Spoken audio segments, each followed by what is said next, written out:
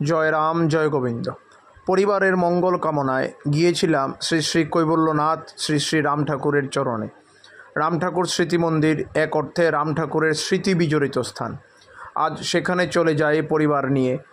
শ্রী শ্রী রাম ঠাকুরের মন্দিরে গিয়ে ধৈর্যই ধর্ম কথাটি দেখার পর ধৈর্য সহকারে বসে একাগ্রচিত্তে রাম ঠাকুরকে স্মরণ করি এবং তার কিছুক্ষণ পরেই খিচুড়ি প্রসাদ বিতরণ শুরু হয়।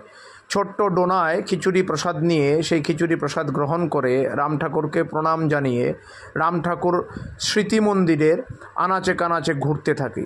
এর মধ্যেই চোখে পড়ে সেই রাম ঠাকুরের স্মৃতি বিজড়িত ঘরখানি, যেখানে রাম ঠাকুর স্বয়ং থেকেছেন বাংলাদেশ থেকে এসে।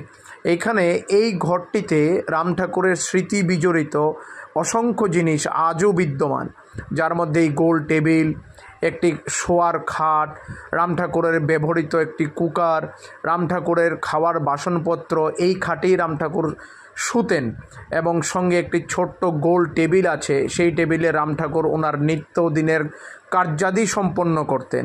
এছাড়াও অনেক জিনিসগুলি দেখে আবার আশ্রমে এসে, আশ্রম বন্ধ হওয়ার সময় হয়ে গেছিল, চলে গেলাম প্রসাদ নিতে। যাত্রী নিবাসে আমাদের প্রসাদের কুপন আগে থেকেই বলা ছিল। আমরা কিছুক্ষণ অপেক্ষা করার পর যাত্রী নিবাসে প্রসাদের কুপন হাতে পেলাম। এই হচ্ছে সেই প্রসাদের কুপন। কিছুক্ষণ অপেক্ষা করার পরেই আমরা বসলাম প্রসাদ গ্রহণ করতে। এক অপূর্ব স্বাদের প্রসাদ এই জাস্ট দেওয়া শুরু হলো, যার মধ্যে অন্নর সঙ্গে এখানে দিল ডাল, তাছাড়া আছে কুমড়ি, তাছাড়া সঙ্গে ছিল কচুর শাক। এরপর চলে এলো কাঁঠালের এঁচড়, খুব সুস্বাদু খেতে।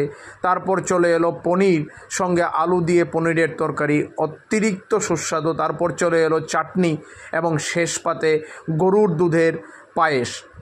খাওয়া শেষ করে হাত মুখ ধুয়ে আবার একবার শ্রী শ্রী রাম ঠাকুর শ্রী শ্রী কৈবল্যনাথের চরণে প্রণাম জানিয়ে সকলের মঙ্গল কামনা করে আস্তে আস্তে রওনা হলাম বাড়ির পথে।